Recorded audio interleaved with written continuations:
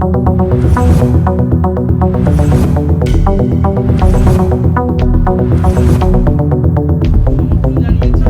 চলমান রাজনৈতিক পরিস্থিতিতে বিএনপি, জামায়াতে ইসলামী ও জাতীয় নাগরিক পার্টির সঙ্গে বৈঠক করেছেন প্রধান উপদেষ্টা অধ্যাপক মোহাম্মদ ইউনূস। বৈঠকে বর্তমান রাজনৈতিক পরিস্থিতি ও নির্বাচন সহ বিভিন্ন বিষয় নিয়ে আলোচনা হয়। দলগুলো প্রধান উপদেষ্টার কাছে তাদের প্রত্যাশার কথা জানায়। শনিবার সন্ধ্যায় প্রধান উপদেষ্টার সঙ্গে বৈঠকে বসে বিএনপির 4 সদস্যের প্রতিনিধি দল।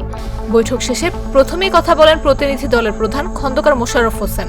তিনি জানান, প্রধান উপদেষ্টা বিএনপি নেতাদেরকে সাক্ষাৎ করার জন্য আমন্ত্রণ জানালেও আলোচনার বিষয়বস্তু আগে জানানো হয়নি। তিনি জানান, বর্তমান রাজনৈতিক প্রেক্ষাপটে বিএনপি যা আন্দাজ করতে পেরেছিল তার উপর ভিত্তি করে তার একটি লিখিত বক্তব্য নিয়ে এসে প্রধান উপদেষ্টার কাছে পেশ করেন এবং সেই ভিত্তিতেই আলোচনা হয়। পরে লিখিত বক্তব্যের সারাংশ সাংবাদিকদের পড়ে শোনান খন্দকার মোশাররফ হোসেন। তাতে বলা হয়, বাংলাদেশে গণতন্ত্র উত্তরণের লক্ষ্যে বিএনপি নির্বাচনের রোডম্যাপ দাবি করে আসছে এবং সুষ্ঠু নির্বাচনের জন্য সরকারের নিরপেক্ষতা বজায় রাখার স্বার্থে বিতর্কিত উপদেষ্টাদের বাদ দিয়ে উপদেষ্টা পরিষদ পুনর্গঠনের জন্য দাবি জানিয়েছে। আমরা আশা করেছি এই সরকার সকলের সাথে ঐক্যমতের ভিত্তিতে একটা সংস্কার প্রস্তাব দেবে, সেটা চলমান থাকবে এবং আমরা যদি ভবিষ্যতে জনগণ আমাদেরকে ক্ষমতায় বসায়, আমরা সেই সংস্কার চলমানভাবে আমরা সংস্কার বাস্তবায়নের আমরা প্রচেষ্টা নেব। সুনির্দিষ্ট রোডম্যাপের আশ্বাস পেয়েছে কিনা সাংবাদিকদের এমন প্রশ্নের জবাবে বিএনপি নেতা সালাউদ্দিন আহমেদ বলেছেন, এই বিষয়ে সুনির্দিষ্ট কোনো কথা হয় নাই। আলোচনায় তারা সন্তুষ্ট কিনা এই বিষয়ে প্রতিক্রিয়া জানানোর সময় এখনই নয় বলেও মন্তব্য করেন এই নেতা।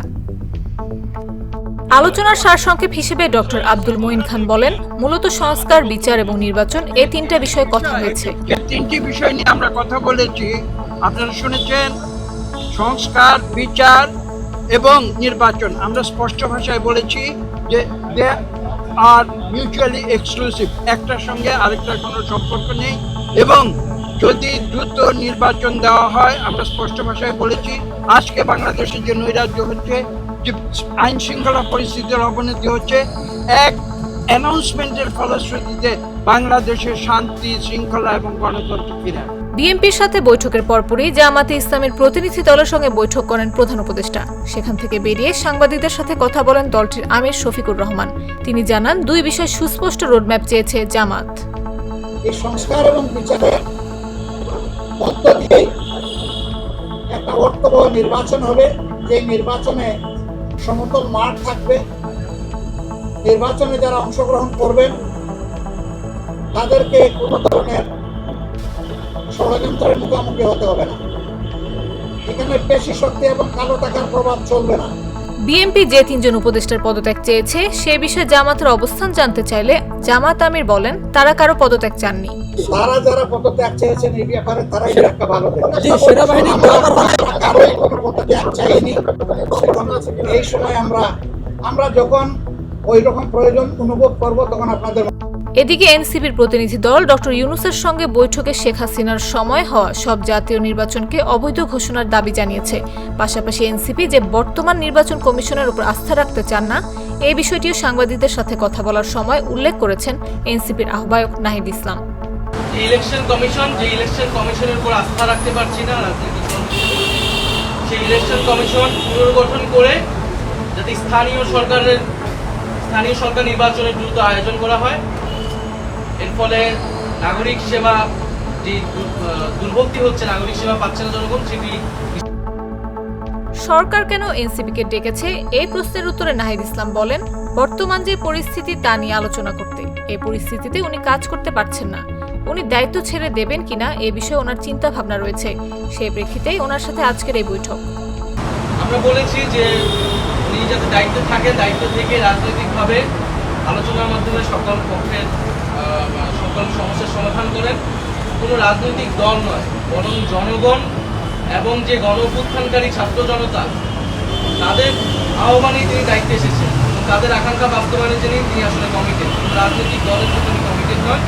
এই বিষয়টা যাতে উনি বিবেচনা করেন। যে 3টি দলের সঙ্গে বৈঠকের পর এ নিয়ে সংবাদ সম্মেলন করে প্রধান উপদেষ্টার প্রেস উইং। বৈঠকের আলোচনা ও সরকারের অবস্থান সম্পর্কে জানান প্রধান উপদেষ্টার প্রেস সচিব শফিকুল আলম। তিনি বলেন, রাজনৈতিক দলগুলো বলেছে অধ্যাপক ইউনূসের নেতৃত্বে তাদের আস্থা আছে। নির্বাচন আগামী বছরের জুনের 30 তারিখের মধ্যেই হবে বলে প্রধান উপদেষ্টা বিএনপিকে জানিয়েছে বলেও জানান প্রেস সচিব।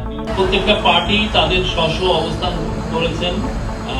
তারা মাননীয় চিফ অ্যাডভাইজারকে অপূর্ব সমর্থন জানিয়েছেন। তারা বলেছেন তার নেতৃত্বে তাদের আস্থা আছে। প্রফেসর আজকে তার মিটিংয়ে তিনটা পার্টিকেই বলেছেন যে ইলেকশন ডিসেম্বর থেকে জুনের মধ্যে হবে। তো জামাত তার এই টাইমলাইনকে সমর্থন জানিয়েছেন এবং বলেছেন যে এটা তাদের সমর্থন আছে। শনিবারের বৈঠকের পর দেশের রাজনৈতিক সংকট কাটবে কিনা জিজ্ঞেস করলে প্রেস সচিব বলেন, খুবই সৌহার্দ্যপূর্ণ পরিবেশে বাংলাদেশের 3টি নেতৃস্থানীয় পার্টির সঙ্গে প্রধান উপদেষ্টার মিটিং হয়েছে। 3 উপদেষ্টার পদত্যাগ প্রসঙ্গে তিনি বলেন, প্রধান উপদেষ্টা শুনেছেন। নাফিস আব্দুল্লাহ, জাগো নিউজ।